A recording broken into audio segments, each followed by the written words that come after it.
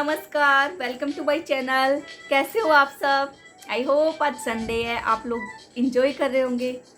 तो दोस्तों, कहते हैं कि धरती पे ऐसा कोई इंसान नहीं जिसकी कोई समस्या नहीं, और धरती पे ऐसी भी कोई समस्या नहीं जिसका कोई समाधान नहीं। तो चलो शुरू करते हैं एक बहुत अच्छी सी स्टोरी। एक बार एक भिक्षक था। वो क्या करता था, भीख मांग मांग कर गाँव में ही अपना गुजारा करता था। उसकी गांव के बाहर ही एक झोपड़ी थी और झोपड़ी के पास ही एक बहुत बड़ा जंगल था। वो भिक्षक ऐसे ही करता, भिक्षा मांग मांग कर अपना गुजारा करता और उसी से अपना पेट भरता था। एक दिन शाम की बात है, वो भिक्षक शाम के टाइम पे जंगल में ऐसे ही टहलने चला गया। जंगल का जो सिनेरियो था, दृश्य था, वो बहुत ही डरावना था। वो क्या देखता है कि एक लोमड़ी थी जिसके पाँव कटे हुए थे। और वो जो लोमड़ी थी देखने में बिल्कुल हट्टी कट्टी, बिल्कुल हष्ट पुष्ट थी, बिल्कुल ठीक ठाक लग रही थी। भिक्षक को ये देखकर बड़ा आश्चर्य हुआ। उसने सोचा, ये कैसे हो सकता है, इस लोमड़ी के पाँव नहीं है, फिर भी ये इतनी हट्टी कट्टी कैसे है। और इसको जंगल में इतने जानवर है खतरनाक, एक से बढ़कर एक। क्या किसी की भी नज़र इस पर नहीं पड़ी? क्या किसी ने भी इसको नहीं खाया? इतने में ही शेर के दहाड़ने की आवाज़ें आ जाती है। बंदर जो थी एक पेड़ से दूसरे पेड़ पर बिल्कुल दौड़ मचा देते हैं। वो भिक्षक भी डरकर पेड़ पर चढ़ जाता है। वो सोच रहा था कि ज़रूर अब तो इस शेर जो है इस लोमड़ी को खा जाएगा।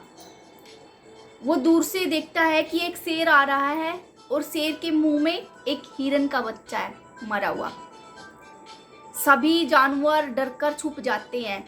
शेर जैसे ही लोमड़ी के पास आता है, उस हिरन के बच्चे में से एक मांस का टुकड़ा उठाकर लोमड़ी के आगे रख देता है और आराम से अपना खाना खाने लगता है, शिकार करने लगता है। लोमड़ी अपना खा रही थी, शेर अपना खा रहा था। ये देखकर भिक्षक को बहुत आश्चर्य हुआ, हैरानी हुई। वो सोचने लगा, हे भगवान, क्या आप आज भी जिंदा हो? आप हमेशा लोगों की मदद करते हो, आप हो हर कण कण में हो। ये बात बिल्कुल साबित हो गई। आप ही हो सबको, आप ही पैदा करते हो, आप ही सबका पेट भी भरते हो। हम तो वैसे ही घमंड में रहते हैं। देखो, शेर का भी आपने कैसे मन बदल दिया। शेर जो है लोमड़ी का शिकार लेकर आया और इसकी मदद कर रहा है। तो वो बुदबुदाने लगा, अपने आप में ही भगवान को धन्यवाद बोलने लगा। शेर चला गया, भिक्षक उतरकर अपने घर चला गया। अब तो भिक्षक के मन में जो है बेचैनी बढ़ती जा रही थी। उसने सोचा कि देखो, आज के लिए ये सब था, या आगे भी ऐसे ही होता है। अगली शाम फिर वो जाकर वहीं पेड़ पर बैठ गया। फिर ऐसे ही शेर आया शिकार लेकर और लोमड़ी के सामने डाल दिया।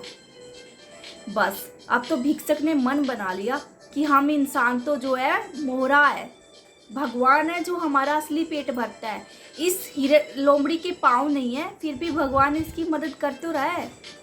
तो उसने भी बस जाके अपने आप को एक कमरे में आराम से बंद कर लिया और उसने सोचा कि भगवान जब लोमड़ी की मदद कर रही है तो मेरी क्यों नहीं मदद करेंगे। बस उसी दिन से उसने भिक्षा मांगना छोड़ दिया। वो हमेशा अब कहीं नहीं जाता था, किसी भी गांव में वो नहीं जाता था, अपने घर में ही रहता था और वेट कर रहा था कि कब भगवान आए, कब भगवान मेरा खाना लेकर आए। एक दिन गुजर जाता है दोस्तों, 2 दिन गुजर जाते हैं, 3 दिन गुजर जाते हैं, ऐसा करते करते 10 से 12 दिन गुजर जाते हैं।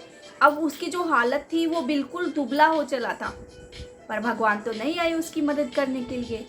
अब ऐसे बीतते बीतते 15 दिन बीत गए। अब उसकी हालत ऐसी थी, मुंह से आवाज़ें नहीं निकल रही थी, शरीर से उठा नहीं जा रहा था, चला नहीं जा रहा था पाँव से। तो वो ऐसे ही कमरे के बाहर झांक रहा था कि एक महात्मा जाते हुए दिखाई दिए।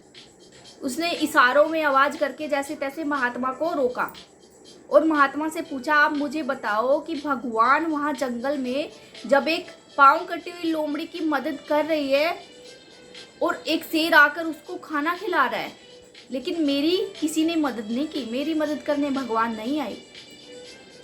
तो उस महात्मा ने कहा, अरे मूर्ख, भगवान तुझे लोमड़ी नहीं शेर बनाना चाहते हैं।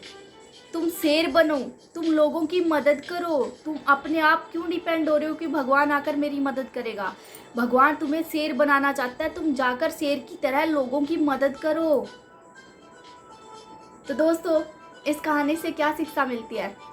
हम मोस्टली लोमड़ी की तरह करते हैं कि कोई आएगा हमारी मदद करेगा, लेकिन क्या हम कभी सोचते हैं कि हम जाएंगे किसी की मदद करेंगे आगे बढ़कर? कभी नहीं सोचते। इसलिए अपने आप को शेर की जगह रखकर सोचो, लोमड़ी की जगह नहीं। शेर बनो और आगे जाओ, आगे बढ़ो, किसी की मदद के लिए हाथ उठाओ। क्यों सोचते हो कि तुम किसी की मदद के मोहताज हो? तो कैसी लगी आपको मेरी कहानी? कल फिर मिलते एक नई कहानी के साथ। तब तक के लिए धन्यवाद दोस्तों। आपका दिन शुभ हो।